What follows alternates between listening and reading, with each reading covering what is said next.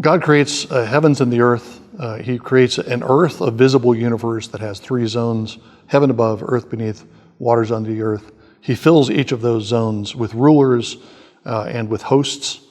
And then on the earth, as we saw in the last video, he creates a three-zone world for humanity: garden where man worships God, the land where he works, and then the world outside where he encounters strangers and witnesses. That structure within Genesis 2 provides the pattern for what happens in the following chapters of Genesis. The early chapters of Genesis not only describe God's creation and formation of the world, but also describe not just one, but three different falls. Adam falls in the garden. As Eve is tempted by the serpent, Adam doesn't intervene. He's there with her, but he doesn't intervene to stop the serpent from tempting and seducing his bride. He should intervene and stop it. He doesn't, and there's a sin in the garden. But that's only the first of a series of sins, and the other sins occur in the different zones that God had formed. Adam sins in the garden, but then Cain and Abel are born and live outside the garden. They never go back to the garden.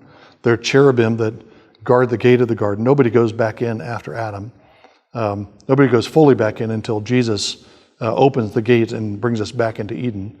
But Adam's children, Cain and Abel, are out in the land or in the field, and they're working together, and their relationship is not directly with God. It's not a sin against God, but Cain sins against his brother. Obviously, that's also sin against God, but there's a brother-brother conflict that takes place in the field, that takes place in the land.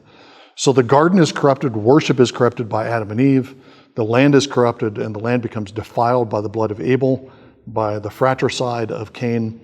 And then as humanity grows, humanity spreads out from the land of Eden, goes out and fills other lands, and you have two different streams of humanity: the sons of God and the daughters of men, the descendants of Shem, the third son of Adam and Eve, and the descendants of Cain. Those are the sons of God and the daughters of Eve that then intermarry out in the world, and that corrupts the world and makes it so corrupt that it brings on the flood. There's a sin in the garden, a sin of worship. There's a sin in the land, a sin of fratricide. There's a sin in the world that's a sin of compromise and intermarriage with the world, where the faithful descendants of Shem intermarry with the descendants of Cain. And that sets up the flood.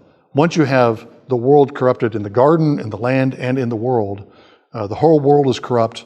Every imagination of man's heart is only evil continually, and God decides he's going to start over. And the flood is a wiping of the slate clean. The world is destroyed. It goes back to its original condition: formless, void, dark.